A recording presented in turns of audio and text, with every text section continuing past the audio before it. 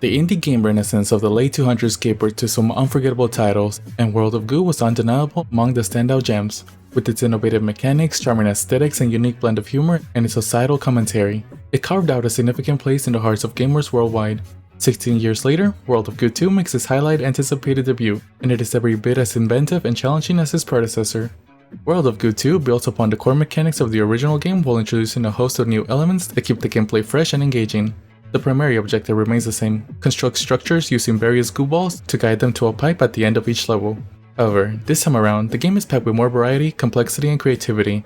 The first few levels serve as a gentle reintroduction into the gooey world, refamiliarizing players with the basics of goo ball manipulation.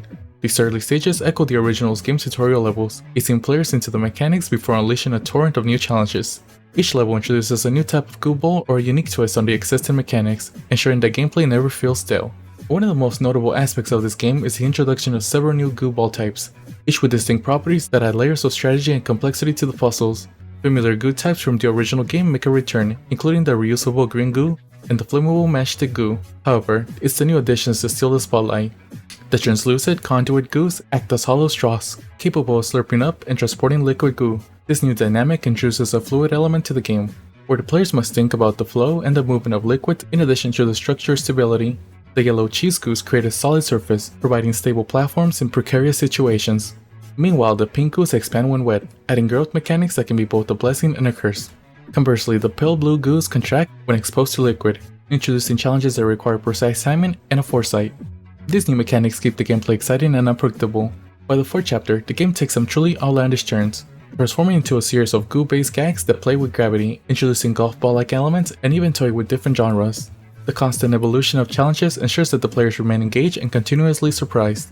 And visually, the game is a treat. The game maintains the charming and slightly sinister art style of its predecessor, with beautiful rendered environments and expressive Google-dyed goo balls. The backgrounds are detailed and vary, ranging from industrial landscapes to lush organic settings. However, there are some minor issues with the visual presentation. The screen is often too zoomed in, requiring frequent adjustments to view the entire puzzle. Additionally, the bright background can often make it difficult to see the subtle line indicators where the goo balls can be placed. And when it comes to the audio, the soundtrack complements the visual experience perfectly. The music is atmospheric, with a mix of whimsical and eerie tunes that enhance the overall mood. Sound effects are similarly well crafted, adding tactile quality to the gooey antics. Surprisingly, the game features a narrative that goes beyond mere puzzle solving. The game explores themes of corporate greed, environmentalism, and identity, and the story is woven into the gameplay through cutscenes and in-game science that provide context and humor. The titular World of Goo Corporation has rebranded itself as eco-friendly, but the underlying exploitation and manipulation remains. The environmental commentary is both timely and cleverly executed. The game pokes fun at corporate rebranding efforts, highlighting the absurd lengths companies go to appear sustainable. However, these are the moments where the narrative feels disjointed from the gameplay. The cutscenes sometimes feel disconnected from the player's actions, creating a slight tonal inconsistency. And while the game excels in many areas, it is not without its flaws. The difficulty curve is erratic, with some levels being incredibly challenging right from the start, and there is little in the way of guided progression, and players are often led to figure things out through trial and error, which can be both a blessing and a curse, as the sense of achievement from solving a difficult puzzle is immense, but the frustration of repeating failures can be discouraging. The option to skip particularly challenging levels is a welcoming addition, and allows you to move forward without getting stuck. However, it does come with the cost of not marking the level as complete, which may not sit well with many completionists. And another issue is the lack of customization options on the PC version. The game offers minimal settings, limited to toggling full screen mode. There are no options to adjust resolution or frame rate, and the absence of control support feels like a missed opportunity, as it would have provided a more comfortable experience for some players.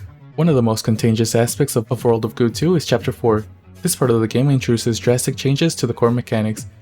In my opinion, World of Goo is a worthy successor to the original. It offers a delightful mix of challenging puzzles, innovative mechanics, and charming aesthetics.